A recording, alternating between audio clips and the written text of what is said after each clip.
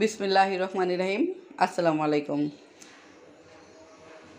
আমার আজকের রান্নার আয়োজনে আছে জাটকা মাছ আলু টমেটো দিয়ে রান্না করব আর পাট শাক ভাজি করব। বাই দা ওয়ে, আমি মাহমুদা খানম, মাহমুদা ডাইনিং থেকে সবাইকে স্বাগতম। কারি কুকারটা অন করে দিয়েছি একটা মরিচ 4 ফালি করে দিয়েছি, তেল দিয়ে দিচ্ছি, পেঁয়াজ আর দিয়ে দিচ্ছি রসুন কুচি।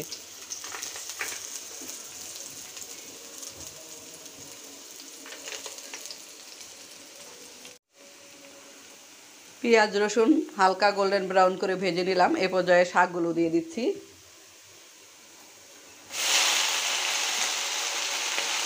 শাকগুলো দিয়ে দিলাম।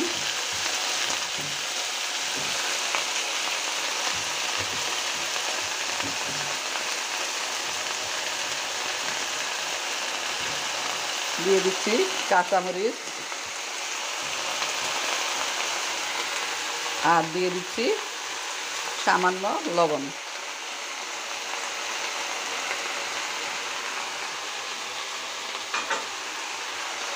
এই ধরনের একটা কাঠির সাহায্যে শাকগুলো ভালোভাবে নেড়ে চেড়ে দিতে হবে। ঢাকনা দিয়ে ঢাকবো না, না ঢেকে শাক রান্না করব।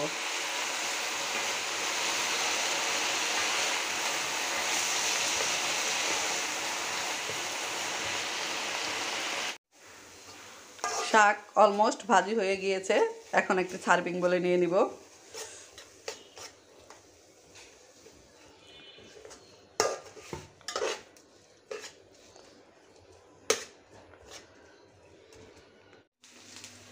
শাক বাটিতে তুলে নিয়েছি। এখন কারি কুকার বসিয়ে দিয়েছি। জাটকা মাছটা রান্না করব। জাটকা মাছ ভেজে নিয়েছি, আলু টমেটো দিয়ে রান্না করব। পেঁয়াজটা একটু গোল্ডেন ব্রাউন করে ভেজে নিব।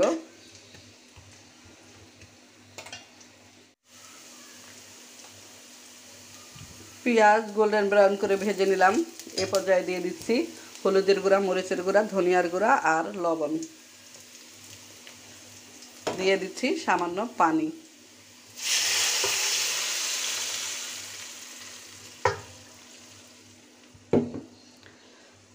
দিয়ে দিচ্ছি আলু আর টমেটো।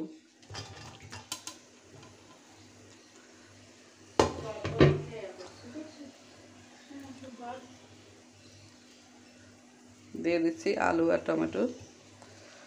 কোনো রকমের বাটা মশলা দিব না, শুধু হলুদের গুঁড়া, মরিচের গুঁড়া আর ধনিয়ার গুঁড়া দিয়ে রান্নাটা করব। টমেটো আলু পুরোপুরি সিদ্ধ করে নিলাম।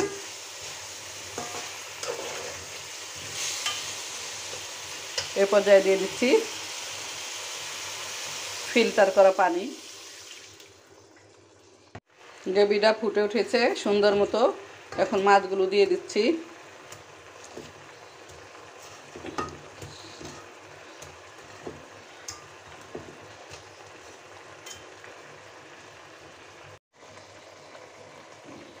রান্নাটা অলমোস্ট হয়ে গিয়েছে। কারি কুকারটা এখন অফ করে দিব। কারি কুকারের তাপে মাখা মাখা ঝোল হয়ে যাবে। 5 মিনিট পর একটা সার্ভিং বলে নিয়ে নিব। ফিরে আসলাম 5 মিনিট পরে। এই সার্ভিং বোলটাতে নিয়ে নিচ্ছি।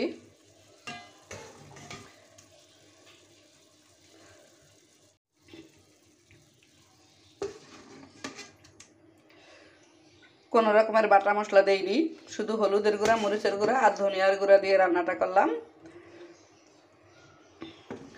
জাটকা মাছ নিজস্ব একটা ফ্লেভার আছে। নানান পদের মশলা দিলে আমার কাছে ভালো লাগে না, তাই আমি শুধু হলুদের গুঁড়া, মরিচের গুঁড়া দিয়ে রান্না করার চেষ্টা করি।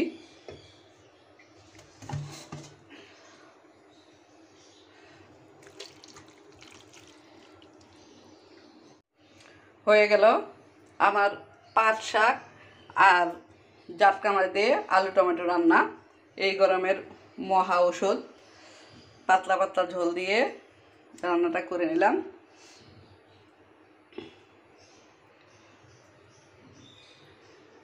সবাই ভালো থাকবেন, সুস্থ থাকবেন। ফিরে আসবো নতুন কোনো রেসিপি নিয়ে। আল্লাহ হাফেজ। আসসালামু আলাইকুম।